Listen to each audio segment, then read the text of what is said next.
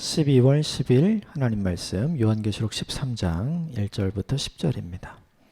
함께 교독하겠습니다. 내가 보니 바다에서 한 짐승이 나오는데 뿔이 열이요 머리가 일곱이라. 그 뿔에는 열 왕관이 있고 머리에는 신성모독하는 이름들이 있더라. 내가 본 짐승은 표범과 비슷하고 그 발은 곰의 발과 같고 그 입은 사자의 입 같은데 용이 자기 능력과 보좌와 큰 권세를 그에게 주었더라. 그의 머리 하나가 상하여 죽게 된 것 같더니 그 죽게 되었던 상처가 나음에 온 땅이 놀랍게 여겨 짐승을 따르고 용이 짐승에게 권세를 주므로 용에게 경배하며 짐승에게 경배하여 이르되 누가 이 짐승과 같으냐 누가 능히 이와 더불어 싸우리요 하더라. 또 짐승이 과장되고 신성모독하는 말을 입에 받고 또 42달 동안 일할 권세를 받으니라. 짐승이 입을 벌려 하나님을 향하여 비방하되 그의 이름과 그의 장막 곧 하늘에 사는 자들을 비방하더라. 또 권세를 받아 성도들과 싸워 이기게 되고 각 족속과 백성과 방언과 나라를 다스리는 권세를 받으니 죽임을 당한 어린 양의 생명책에 창세 이후로 이름이 기록되지 못하고 이 땅에 사는 자들은 다 그 짐승에게 경배하리라. 누구든지 귀가 있거든 들을지어다. 사로잡힐 자는 사로잡혀갈 것이요 칼에 죽을 자는 마땅히 칼에 죽을 것이니 성도들의 인내와 믿음이 여기 있느니라. 아멘. 이것은 하나님의 말씀입니다. 오늘 본문의 내용, 그 어제 본문에 등장했던 용, 그 용의 수하가 등장을 해요. 1절에 보면 10뿔이 있고 7머리가 달린 짐승이 나오는데 이 짐승이 나와서 이제 어떤 일을 하는지, 그리고 그 짐승이 하는 일 때문에 성도들이 어떤 일을 경험하게 되는지, 그리고 그 의미가 무엇인지가 이제 오늘 본문에 등장을 합니다. 몇 가지 부분만 좀 살펴보고요. 우리에게 좀 적용해 보도록 하겠습니다. 먼저 1절과 2절 말씀 같이 읽읍시다. 시작. 내가 보니 바다에서 한 짐승이 나오는데 뿔이 열이요 머리가 일곱이라. 그 뿔에는 열 왕관이 있고 그 머리들에는 신성모독하는 이름들이 있더라. 내가 본 짐승은 표범과 비슷하고 그 발은 곰의 발 같고 그 입은 사자의 입 같은데 용이 자기 능력과 보좌와 큰 권세를 그에게 주었더라. 2절에 등장하는 이 용은 이제 어제 본문에 등장하는 용이죠. 그런데 바다에서 한 짐승이 나왔는데 어제 본문에 등장한 그 용이 자기의 능력과 보좌와 큰 권세를 이 짐승에게 준 것을 보니까 오늘 본문의 주인공으로 등장하는 뿔이 10개고 머리가 7이 달린 이 짐승, 이 짐승은 이제 어제 용의 수하가 되죠. 그런데 이 용이 하는 두 가지 일이 오늘 본문에 등장을 해요. 6절과 7절을 보시면 6절 7절 같이 읽읍시다. 시작.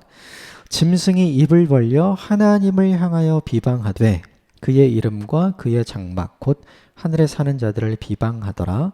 또 권세를 받아 성도들과 싸워 이기게 되고 각 족속과 백성과 방언과 나라를 다스리는 권세를 받으니. 첫 번째는 하나님을 비방하는 거, 두 번째는 하나님 나라를 비방하는 거. 그러니까 예수를 주라고 고백하는 그 대상의 주, 그것이 아무것도 아니다 라고 이야기를 하는 것과, 또 하나는 예수를 주라고 고백하는 사람들이 궁극적으로 기대하고 바라는 하나님 나라, 그것이 아무것도 아니다.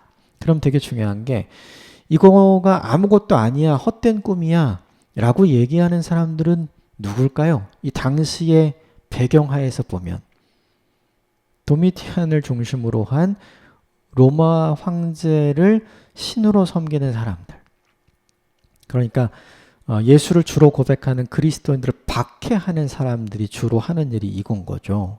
그러므로 중요한 게 아까 1절 2절에서 등장하는 그 뿔이 10개이고 머리가 7 달린 짐승, 이 짐승의 이제 그 당시의 실제적인 내용, 대상이 누구냐 하면 그리스도인들을 핍박하는 도미티안과 그 정부를 이야기하는 거로 우리가 이해하면 되겠죠. 또 하나는 뭐냐면 7절에 보니까 성도들과 싸워 이기고 결국 유대 로마 전쟁이 2번이나 있었는데 모두 로마가 승리하잖아요. 그래서 유대인들은 결국 로마의 속국이 되고 또 노예가 되고 종이 되었죠. 그러므로 했던 게 뭐냐 하면 오늘 7절에 나라를 다스리는 권세를 받았다 이렇게 되어 있죠. 결국 로마의 통치 아래 속국으로 계속해서 전락하게 되어서 정치적으로 이들을 통치하게 되는 일들이 이제 도미티안에게 있었고 로마 정부에게 있었던 거죠. 그러니까 이 6절과 7절을 보면 오늘 본문에 등장하는 짐승, 뿌리 10개고 머리가 7개 달린 요게 이제 실체가 누구인지가 드러나는 거죠. 이게 뭐 환상 속에 등장하는 그런 짐승 그런 게 아니라 그 환상 속에서 본 짐승으로 빗대어서 이야기하는 도미티안과 그리고 로마라는 사실을 알 수가 있죠. 중요했던 게 뭐냐 하면 본문의 시대의 로마의 통치자는 도미티안 자신이었죠. 그런 왕이기도 했지만 황제 숭배 사상이 있었기 때문에 그 황제가 결국 신이다. 내가 신이라고 스스로 생각을 했던 사람들이죠. 이때 사람들은 도미티안을 부를 때, 황제를 부를 때 사용했던 호칭이 있었다 그래요. 그게 이렇게 됩니다. 우리 주요 신인 도미티안. 근데 이게 그리스도인들이 이렇게 불렀잖아요. 우리의 주요, 우리의 신인 예수. 이렇게 불렀잖아요. 이걸 똑같이 차용해서 사람들에게 신앙의 고백의 대상이 되도록 스스로를 만든 거죠. 결국 스스로 신으로 여기고 자기 스스로 신으로 만들어야 돼요. 그러려면 필요한 게 뭐냐면 모든 신들 중에 신인 존재가 로마의 황제가 되어야 되잖아요. 당시 헬라 문화권, 즉 히브리 문화권에서는 유일신 사상, 즉 하나님만 신이었기 때문에 그냥 그게 끝이에요.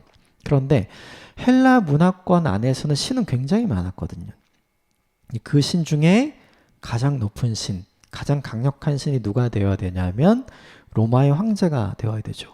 이걸 상징적으로 보여주었던 건물이 어디 있었냐면 버가모 있었어요. 우리 그 요한계시록 초반에 볼 때 2장 3장을 통해서 볼 때 초대교회 7개 교회에 하나님께서 사도 요한에게 보여주신 환상의 내용 그리고 권면의 내용, 책망의 내용 이런 것들을 써서 보내잖아요. 그 중에 버가모라고 하는 지역의 교회에게 보낸 편지 그거 기억하시는지 모르겠어요. 이 버가모라는 곳이 어떤 곳이었냐면 황제 숭배 사상이 처음으로 시작된 곳이에요. 그래서 그 버가모 지역이 이제 산악지형으로 돼 있는데 대부분의 신전은 높은 데 있잖아요. 그러니까 산악지형으로 올라가면서 신전들이 굉장히 많았던 거죠. 그런데 이 신전들보다 훨씬 높은 곳에 황제 숭배를 일삼는 신전을 만들어요. 모든 신들은 내 발 아래에 있다는 의미를 상징적으로 보여준 그런 장소가 이제 실제로 버가모에 있었던 거죠. 결국 오늘 본문의 짐승은 누굴 의미하냐면 스스로를 신으로 여기고 모든 사람들에게 신으로 대접받기를 원했던 황제 도미티안을 의미하는 거죠. 이 힘으로 그가 했던 일이 있어요. 그게 뭐냐 하면 정치적으로 사람들을 통치하는 일이었고 계속해서 전쟁을 일으켜서 사람들의 패권을 가져오는 일을 했죠. 그래서 우리가 오늘 본문 읽진 않았지만 우리가 다 읽진 않았지만 계속해서 이 짐승이 계속해서 싸움을 해요. 그래서 4절에 보면 누가 그와 싸우겠느냐, 그와 싸워서 이길 자가 없다, 그와 같은 자가 없다, 이런 이야기를 계속하는 이유가 이제 바로 그거죠. 요약을 하면 이렇게 돼요. 스스로 신이 되었던 오늘 본문의 짐승으로 은유적으로 표현된 도미티안 로마의 황제는 결국 하는 일이 뭐냐 하면 하나님을 자기 아래 두는 일, 그리고 예수를 주로 고백하는 사람들이 꿈꾸던 그 하나님의 나라를 비방하는 일을 했었고, 또 성도들을 누르고 정치적으로 탄압하고 정치적으로 그들을 다스리는 일들을 한 거죠. 그래서 1절부터 7절까지의 내용은 이렇게 환상 같고 꿈 같고 만화 같은 내용이지만 사실은 이것은 이제 실제적으로 있었던 당시 현실의 내용을 보여주는 내용이에요. 자, 그렇다면 오늘 우리에게 중요한 건 이 부분이 아니에요. 그 다음 부분이 우리에게 훨씬 중요한데, 그럼 8절을 보십시오.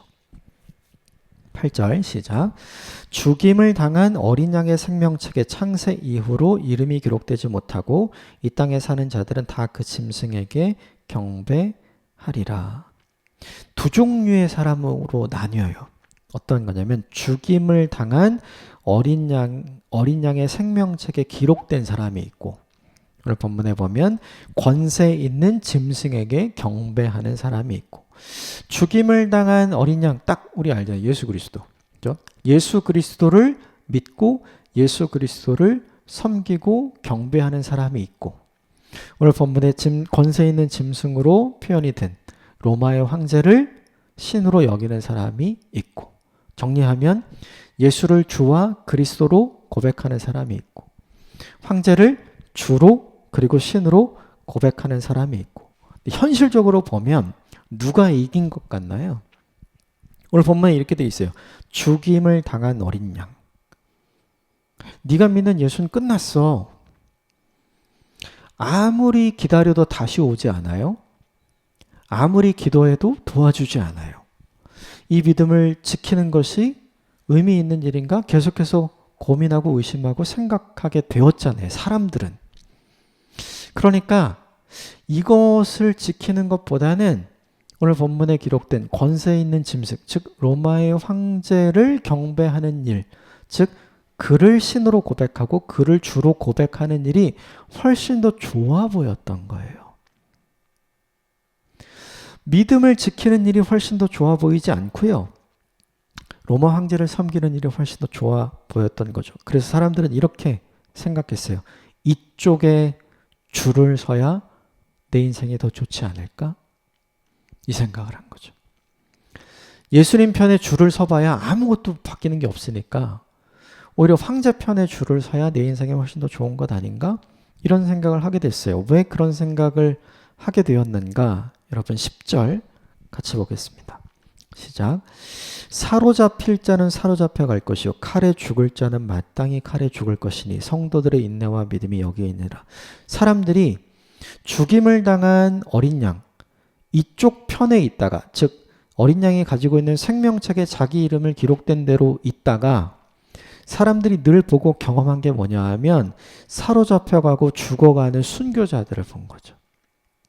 믿음을 지키다가 그렇게 간구하고 기다리고 그리고 기도했는데 믿음을 지켰는데 결국 그들에게 돌아온 결론이 뭐냐 하면 끌려가서 고난받다 죽는 걸 본 거예요. 그러니까 사람들이 갑자기 현타가 오는 거죠. 이 믿음이 무슨 의미가 있는가? 이 기도가 무슨 의미가 있는가? 우리가 예수 그리스도의 다시 오심을 기다려야 하는가? 이 생각을 할 수밖에 없었던 거예요. 사로잡혀 간 자가 너무 많았고 칼에 죽임을 당한 자가 너무 많았어요. 특별히 원형 경기장 안에서 우리가 대부분 다 알잖아요. 원형 경기장 안에서 짐승의 밥이 된 가족들을 직접 봐야 했어요. 부모 앞에서 자녀들이 화형당하는 걸 지켜보고만 있었어야 됐어요. 그리고 남편 앞에서 아내들이 몹쓸 짓을 당하는 걸 남편이 지켜볼 수밖에 없는 상황들이 너무나 많았던 거죠. 이런 상황 속에서 살리고 싶으면 황제를 주로 고백해라. 황제를 신으로 고백하라. 이런 회유가 굉장히 많았던 거죠. 그럼에도 불구하고 예수를 주로 고백함으로 죽어간 수많은 사람들을 보면서 사람들이 간절히 기대하고 원했던 건 그 순간에 어떤 일이 일어나길 원했던 거예요. 그런데 결국 아무 일도 일어나지 않았죠. 결국 죽어버린 어린 양처럼. 그 상황을 보니까 죽임당하신 어린 양의 편에 서는 것보다 권세 있는 짐승의 편에 서는 게 훨씬 더 사람들에게 좋아 보였던 거죠. 그런데 중요한 게 있어요. 오늘 하나님 뭐라고 말씀하셨냐면 10절에 성도들의 인내와 믿음이 여기 있다. 이렇게 말씀하셨어요. 성도들의 인내와 믿음이 거기 있다. 말세에 내가 믿음을 보겠노라. 주님이 그렇게 말씀하셨잖아요. 주님이 말세에 찾고 보기를 원하시는 믿음과 인내가 바로 거기에 있다. 이게 무슨 뜻인가? 그렇게 죽임을 당한 사람들의 이름이 어디에 기록되어 있는가? 어린 양의 생명책에 영원히 박제되어 있다. 지금은 그게 굉장히 나빠 보이지만 그 어린 양이 다시 오실 때는 완전히 달라진다. 이 의미예요. 그렇게 죽어가는 사람들을 보면서, 그렇게 순교자들을 보면서 그 믿음을 지키는 게 너무나 허망하고 너무나 의미 없어 보였었어요. 그때는, 현재는, 현실에서는. 그런데 그 현실 넘어 역사의 마지막 날, 주님이 다시 오시는 그날, 심판하시는 그날이 오게 되면 상황은 전혀 달라질 거라고 지금 이야기를 해 주는 거죠. 우리가 기억해야 할 말씀이 하나 있는데 시편 116편 15절에 이런 말씀이 있어요. 시편 116편 15절입니다. 경건한 자의 죽음은 하나님께서 보시기에 귀한 것이다. 경건한 자의 죽음은 여호와께서 보시기에 귀한 것이다. 근데 본문의 상황에서 경건한 자의 죽음을 사람들이 볼 때는 너무 더덥게 느껴진 거예요. 그건 우리의 관점. 하나님은 그런 관점이 아니죠. 저가 정말 믿음의 사람이구나. 저가 정말 인내의 사람이구나. 저가 정말 하나님의 사람이구나. 순교자의 죽음이 사람들은 더덥게 느껴져서 아, 이거 안 되겠다 이렇게 생각했는데 하나님은 그게 아니라는 걸 이 본문이 우리에게 보여주는 거죠. 신앙의 온도가 식으면 순교자의 죽음이 헛돼 보여요. 신앙의 온도가 높아져 있을 때는요, 그게 너무나 위대해 보이죠. 똑같은 죽음인데 달리 보게 되고 달리 해석돼요. 무엇에 따라서요? 우리가 가지고 있는 신앙의 온도 차이에 따라서. 그래서 여러분 이걸 기억해야 돼요. 그렇게 사로잡혀 간 사람, 칼에 죽은 사람, 그 사람들의 죽음을 헛되이 보면 안 되는 거죠. 하나님이 그렇게 보시지 않기 때문에. 그래서 우리가 생각해야 될 건 뭐냐면 그렇게 믿음을 지킨 사람을 하나님께서 어떻게 대하실까? 이걸 생각해야 되는 거예요. 현실에 안정된 인생을 위해 영원을 포기하고 믿음을 포기한 사람과 영원과 믿음을 포기하지 않고 그 하나님의 나라를 꿈꾸면서, 오늘 본문에 이 짐승이 하는 일이 하나님 나라를 비방하는 일이잖아요. 그런 비방에도 불구하고 그 하나님 나라를 소망하고 꿈꾸면서 믿음을 지켜나가면서 고난과 순교를 감당했던 사람들을 하나님이 똑같이 대하면 안 되는 거죠. 그건 하나님이 아니에요. 그래서 이 본문이 우리에게 보여주는 게 뭐냐면 고난 중에 믿음을 지킨 사람, 즉 죽임당하신 어린 양 쪽에 선 사람, 그 생명책에 이름이 기록된 사람, 이 사람과 지금 현실에서 권세가 있는 짐승의 편, 즉 도미티안과 로마 황제의 편이죠. 이쪽에 선 사람을 하나님이 똑같이 대하지 않는다는 걸 보여주고 싶은 거예요. 이 본문 속에서. 그래서 우리에게 중요한 것이 있다면 이것이죠. 기억해야 돼요. 하나님은 우리가 하나님께 뿌린 대로 거두게 하실 거예요. 고난 중에 믿음을 심는 건 굉장히 어려운 일이에요. 그런데 고난 중에 믿음을 심으면 우리가 생각하지 못했던 놀라운 은혜와 놀라운 상을 주님께서 준비하시죠. 이제 요한계시록 후반부에 그 내용이 등장을 하죠. 그걸 바라보는 일이 필요해요. 죽임당한 어린 양의 생명책에 이름이 기록된 게 하나도 의미 없어 보이거든요. 현실을 보면. 그런데 역사의 마지막 날 그분의 나라가 임하면 그것이 제일 중요한 것이 된다는 걸 이 본문이 보여주고 싶은 거죠. 사랑하는 여러분, 안정된 인생과 영혼을 바꾸지 마세요. 특별히 고난 앞에서. 이건 지금도 우리가 연습하고 해야 될 일이에요. 개인적으로 우리는 뭐 경도의 차는 있지만 다들 인생에 고난이 있잖아요. 그 속에서 우리는 흔히 믿음을 바꿔버리거든요. 근데 그 믿음을 지켜가십시오. 그 믿음을 지키면 결국 하나님이 우리를 얼마나 귀하게 보시는가를 나중에 경험하게 될 날이 와요. 고난이 우리를 흔들지 못하도록 오히려 그 고난 속에서 흔들리지 않는 모습을 보면서 세상이 당황하도록 만드는 일을 사실은 우리가 감당해야 하는 거죠. 그 일을 잘 감당하게 되는 저와 여러분이 되시기를 주님의 이름으로 축복합니다. 함께 기도하겠습니다.